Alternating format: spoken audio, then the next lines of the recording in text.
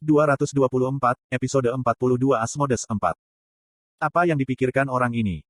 Aileen mengeluarkan kateter dan bergumam ketika dia melihat Kim Dokja berbaring. Potongan-potongan cerita menetes dari perban. Untuk saat ini satu-satunya cara. Saya tidak ingin menggunakannya. Aileen buru-buru mengangkat keberaniannya, menyapu fragmen dan mengambil denyut nadi lengan lainnya. Wajah Kim Dokja pucat dan tidak ada kehangatan yang bisa dirasakan. Bawalah lebih banyak paket cerita. Segera.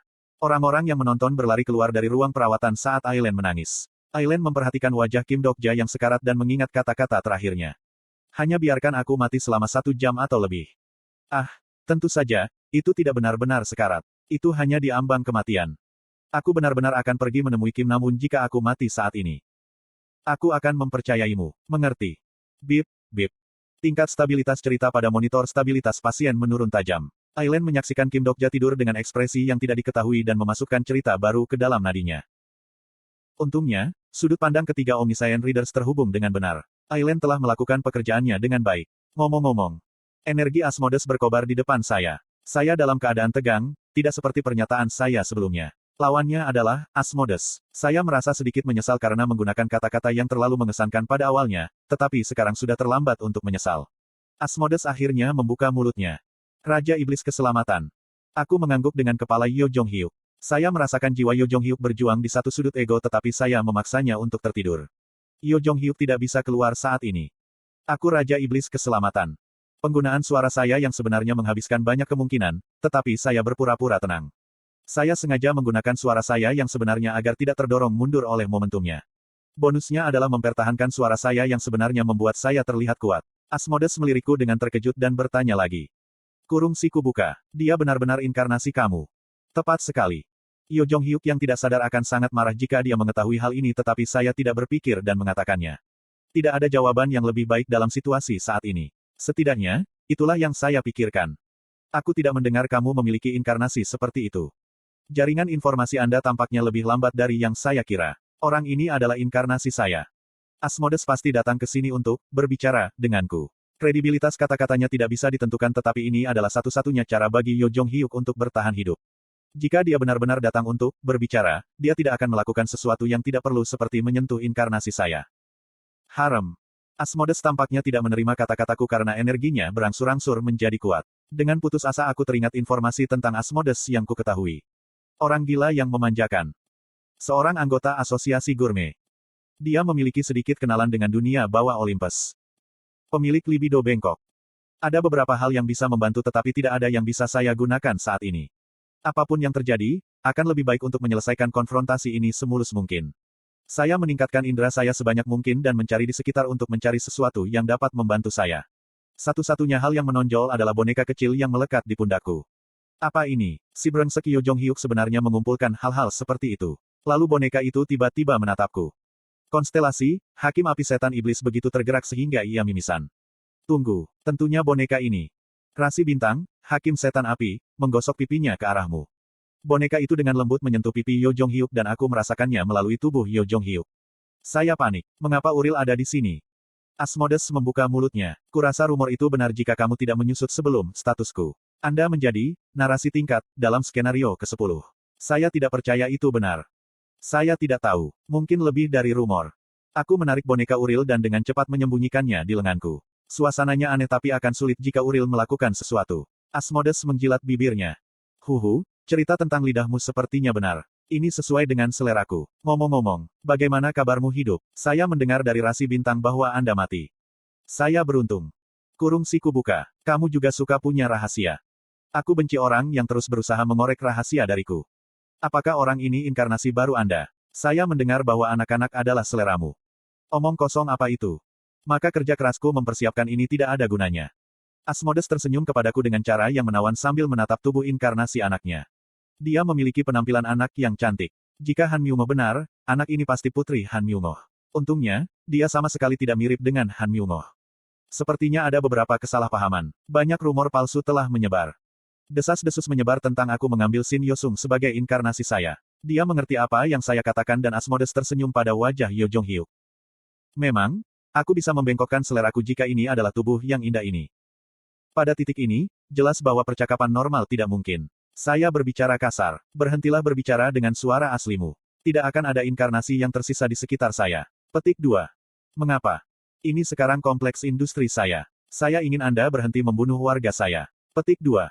Secara resmi, Gilobat meninggal karena Kim Dokja, dan ini menjadi kompleks industri saya. Kamu adalah pemilik baru kompleks industri. Bahkan, pesan-pesan ini benar-benar naik. Tentu saja, aku benar-benar membutuhkan alasan yang bagus untuk berhenti menggunakan suaraku yang sebenarnya. Asmodes berbicara dengan senyum kecil. Harem, ya. Maafkan saya. Asmodes melakukannya dengan setengah hati tetapi dia sopan ketika dia memiliki tujuan. Setidaknya, hingga tujuannya tercapai. Lalu mengapa kamu datang untukku? Sepertinya kamu sudah tahu. Baik. Bagaimana mungkin saya mengetahuinya? Saya bukan seorang nabi. Petik 2. Aku tahu kamu memiliki kekuatan yang mirip dengan Nabi Asgard. Dia mungkin berbicara tentang anak Roth. Saya tidak tahu berapa banyak cerita saya telah menyebar dan diputar. Apapun desas-desusnya, jelaslah bahwa sekarang adalah waktu untuk meletakkan dasar di sisi ini. Mungkin itu karena seleksi Raja Iblis. Asmodes menyeringai pada jawabannya. Tidak sulit ditebak. Itu karena tak lama setelah kompleks industri itu jatuh, pesan berikut terdengar. Kamu saat ini adalah calon Raja Iblis dari alam iblis ke-73. Skenario baru sedang menunggu. Apakah Anda bertujuan untuk tahta baru? Hah, saya sudah memiliki rilem iblis ke-32. Tidak ada gunanya untuk mendapatkan satu dengan peringkat lebih rendah. Petik 2. Lalu apa? Aku ingin membantumu menjadi Raja Iblis baru.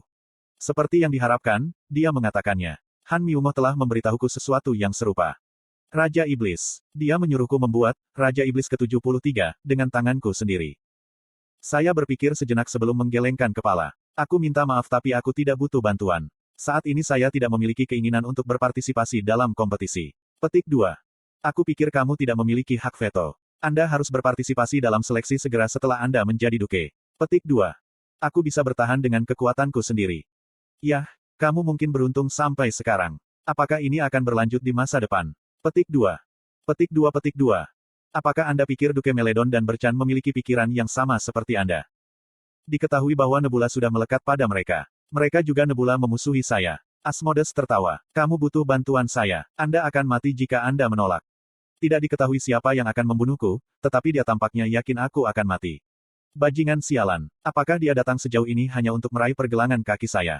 Sejumlah kecil rasi bintang sedang mengawasi pilihanmu. Rasi bintang, Prisoner of the Golden Headband, mengawasi pilihanmu. Rasi bintang yang suka mengubah jenis kelamin sedang mengawasi pilihan Anda. Saya pindah ke lokasi ini dan meminta Bio untuk memperluas saluran. Jadi, rasi bintang mengawasi pilihan saya. Sebagian besar rasi bintang merasa enggan terhadap Raja Iblis. Kisah masa depan saya akan ditentukan tergantung pada pilihan yang saya buat di sini. Aku menghela nafas dengan tenang dan bertanya, apakah tujuanmu adalah cerita raksasa? Sesuatu menggerakkan mata Asmodes mendengar kata-kataku. Petik 2. Aku terkejut kamu sudah tahu tentang hal seperti itu. Itu adalah satu-satunya alasan mengapa orang sepertimu akan memotong hidung mereka dalam sekejap mata. Aku tersenyum pahit. Sebuah cerita raksasa. Jika cerita yang saya kumpulkan sejauh ini berada dalam kategori cerita umum, ada bidang baru di Starstream yang disebut cerita raksasa. Misalnya, hal-hal seperti Gigantomachia dari Olympus dan Ragnarok milik Asgard. Dengan membangun pasak kecil di sebuah cerita raksasa, rasi bintang bisa mendapatkan kekuatan dan probabilitas yang sangat besar. Jika mereka menduduki saham besar maka mereka akan menjadi kekuatan besar. Inilah sebabnya mengapa rasi bintang bergegas dengan mata berapi-api setiap kali skenario kiamat terjadi. Pemilihan Raja Iblis di dunia iblis adalah salah satu kisah raksasa tersebut. Itu tidak sebanding dengan Gigantomachia tetapi itu besar dibandingkan dengan cerita umum.